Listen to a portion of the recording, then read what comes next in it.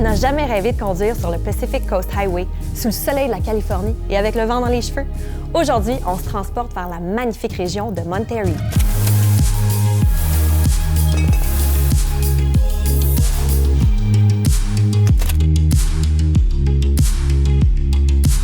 La côte centrale de la Californie est reconnue pour son côté pittoresque.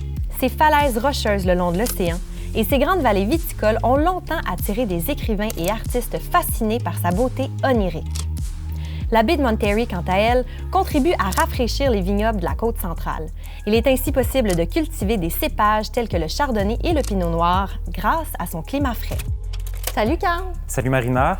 Aujourd'hui, ça sent l'été. Je te dis ça parce qu'on a des plats qui font vraiment estival à côté de nous. Puis moi, là, ça me rappelle mon dernier voyage en Californie, quand je me promenais sur la côte avec une vue sur le Pacifique. On s'est arrêté dans un restaurant perché au-dessus de l'océan. C'était fabuleux et j'ai vraiment envie que tu me rappelles ça aujourd'hui. Écoute, j'ai quelque chose pour toi, je pense, qui va être assez intéressant. On commence dans la festivité, donc Monterey, ça sonne aussi avec festif énormément. Et j'ai pensé de partir sur des bulles. C'est la cuvée Sophia de Coppola. Ça fonctionne avec tout ce qui est partie mer, thon rouge. Ça pourrait fonctionner avec tout ce qui est sushi aussi, sashimi, maki et même des viandes légèrement saisies en style tataki. En fait, c'est un vin qui est élaboré un peu comme à la champenoise avec les variétés qu'on connaît de cette région. Donc, on parle de pinot noir majoritairement. Sans pinot noir, on ne pourrait pas avoir la couleur rosée d'ailleurs. Et un petit peu de chardonnay, qui est un raisin très important dans le secteur de Monterey. Tu parles de chardonnay, je vois aussi qu'on a un blanc. Ce qui fait que le mer soleil est intéressant avec les fruits de mer. Donc, on se pose en général pas de questions parce qu'on peut créer toutes sortes d'accords. Et le mer soleil va créer un accord un petit peu plus racoleur.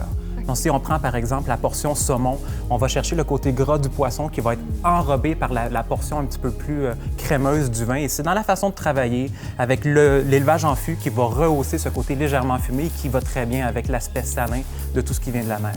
Puis encore, je ne veux pas rajouter là-dessus, mais il va falloir quand même qu'on essaie de voir ce qui peut se passer en rouge, parce que j'ai parlé de chardonnay, mais le pinot noir fait aussi partie des variétés qui sont très prisées du côté de Monterey. Et le pinot noir ici de Han nous donne un bel exemple de la délicatesse du fruit qui est bien, je dirais, dosé en termes de fraîcheur. On parle aussi d'une région qui est rafraîchie par la proximité de l'océan. Donc, ça va peut-être aussi te rappeler un brin la brise qu'il y a là-bas.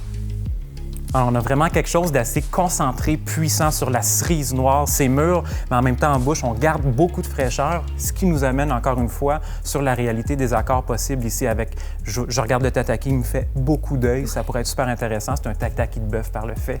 On pourrait y aller aussi sur les sushis. Faut pas oublier que parfois, on n'aime peut-être pas le blanc ou les bulles, donc le pinot noir... Ça resterait un bon choix. Dans sa délicatesse, là, ça fonctionne toujours très bien. Santé à la Californie! N'oubliez pas que la modération a bien meilleur goût.